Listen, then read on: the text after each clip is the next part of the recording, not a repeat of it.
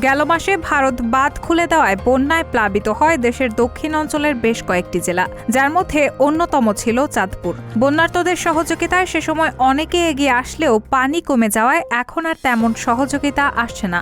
এমন সময় বন্যায় ক্ষতিগ্রস্ত পরিবারদের পাশে দাঁড়িয়েছে আমান এনজিও।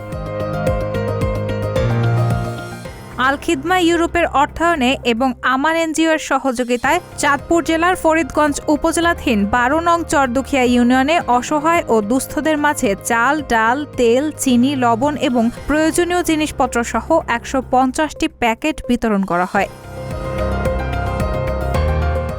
এ সময় উপস্থিত ছিলেন মাওলানা হাফেজ আহমেদ পাটোয়ারি, জহির আহমেদ পাটোয়ারি, মোহাম্মদ আব্দুল বারেক, শামসুদ্দিন পাটোয়ারি, টেলু ব্যাপারী, সেলিম মোল্লা, সেলিম বৈদ্য সহ আরও অনেকেই। আমান এনজিওর মিডিয়া কর্মী হিসেবে ছিলেন মোহাম্মদ মনিরুল ও আদনান সাকিব। প্রোগ্রামটির তত্ত্বাবধান ও পরিচালনায় ছিলেন শিক্ষানুরাগী, মানবাধিকার ও সমাজকর্মী HM আলাউদ্দিন পাটোয়ারি।